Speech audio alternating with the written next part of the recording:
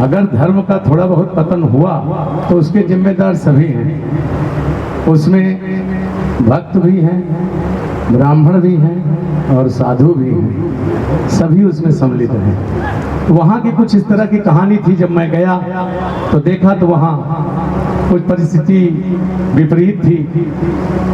तो उस समय उन्होंने बड़े मरे मन से कहा, खड़े रहे ना राम राम ना श्याम श्याम, को देर तक खड़े रहे कमेटी के पास। जब उनसे चर्चा हुई तो उन्होंने कहा, हाँ महाराज बोलो। हम कहे आपका मंदिर अच्छा है, मन करता है यहाँ यज्ञ करते हैं। बोला कितना दिन करोगे? हम कहे 7 दिन। बोला आप 7 नहीं 8 दिन करो, लेकिन 9वें दिन आप अपनी व्यवस्था कर लेना। हम कहे ये तो पहले जबरदस्त वार्निंग है इनकी। तो कहा 9वें दिन आप व्यवस्था कर लेना। वो रहा पंखा, उसके नीचे कमरा है और पंखा है और उसके नीचे तखत है, और ये रहा नल। ना हम गांव से कोई आएगा ना कोई मदद करेगा, जो करना होगा कर लेना। तो ऐसा रूखा जवाब सुन करके मैं चला गया उस लड़के के पास।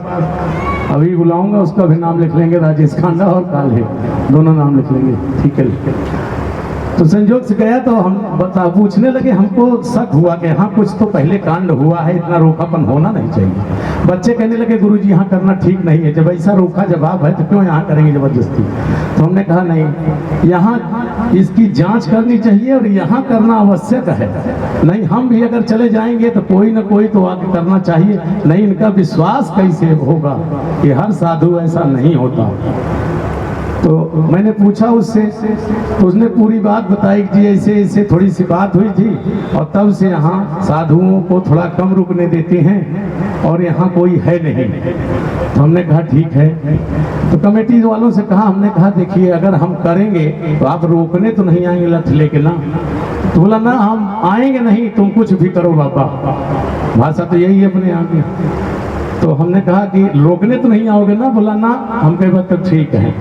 उसके बाद मैंने उस बच्चे से बात किया, उसने कहा कि अब महाराज जी आप जरूर यज्ञ करो, मैं भोजन पूरा दूंगा, जितने आपके 10 20 30 बच्चे जितने विद्यार्थी हैं, जितने ब्राह्मण हैं, और घी और सामग्री भी दूंगा, जितना हमसे हो सकेगा मैं पूरी मदद करूंगा, लेकिन आप यज्ञ जरूर करो यहाँ पे।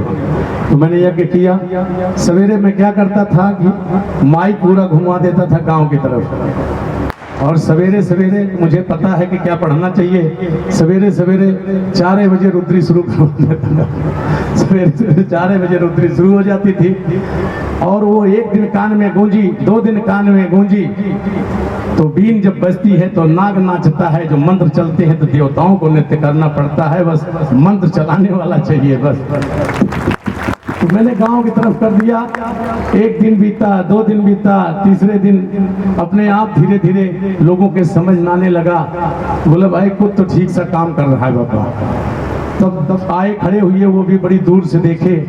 चौथे दिन सब इकट्ठा हुए, 5वें दिन फिर लगभग लोग इकट्ठा हुए, भंडारा किए और बढ़िया व्यवस्थित और यज्ञ हुई। फिर दक्षिणा दिया उन लोगों ने, प्रायश्चित किया, अच्छा लगा उन लोगों को। उसके बाद उसी बच्चे ने फिर कमेटी बनाई। फिर मैंने उसको कहा कि यहाँ ब्राह्मण रखो तभी ये मंदिर जागृत होगा, परिवारदार ब्राह्मण रखो।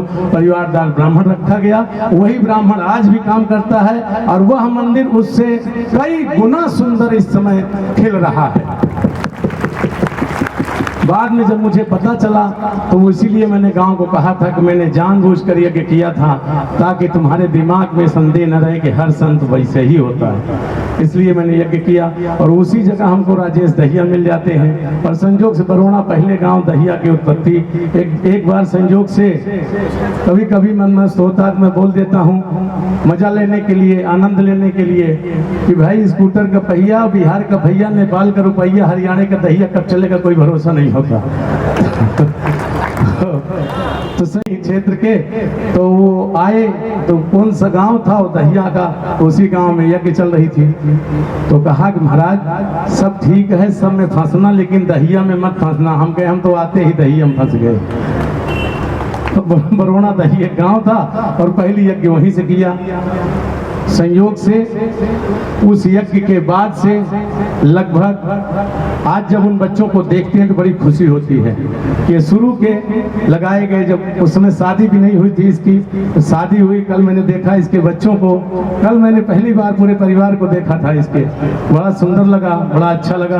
क्योंकि यहाँ बेटा कम शब्दों में मुहावरा समझ लेना, हाँ जी में हुज्जत नहीं गए की तलाश नहीं, जो सामने है उसमें कोई परेशानी नहीं और जो चला गया उसको पूछते नहीं। बोलो यज्ञनाथ भगवान की, बोलो देवादेव महादेव की।